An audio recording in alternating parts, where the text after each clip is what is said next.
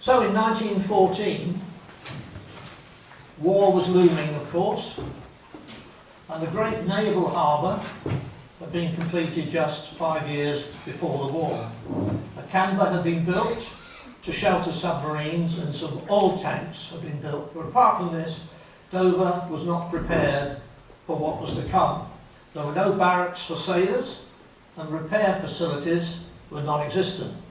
And the land defences of the harbour were just as neglected. There was only the Citadel Battery up on the Western Heights, and the Langdon Battery, which had been built in 1900, and a new battery on the southern breakwater, armed with light guns.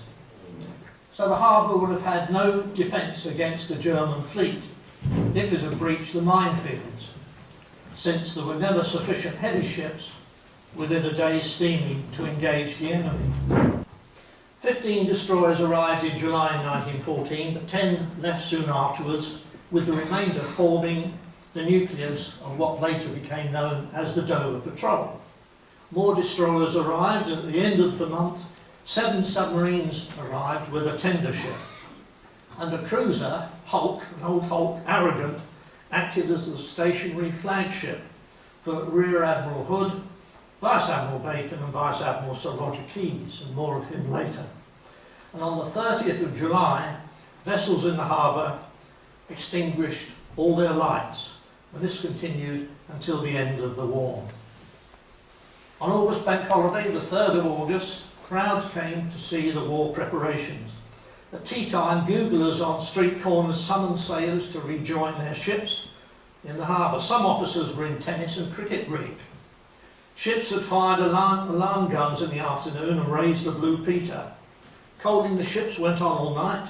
Sentries were posted at the end of the piers and at the dockyard entrance, what we now call the Eastern Docks.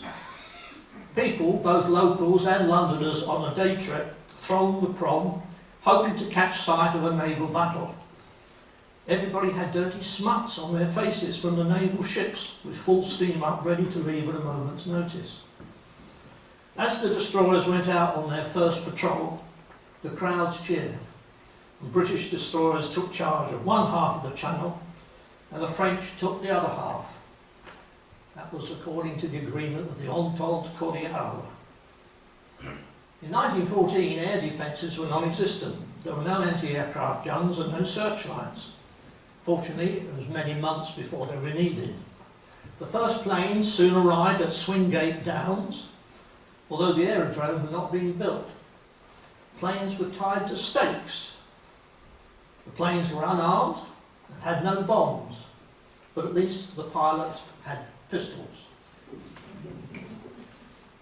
War was declared on the 4th of August. Shoppers went out in force, stocking up their cupboards. Some nervous people laid in great stocks of provisions, and some shopkeepers had to close temporarily as a result. Otherwise, all was calm. Flitting on to our next meeting, the 14th of April, it will be our AGM. If you're members, you should have received the notice with your newsletter. If not, it's on its way round now.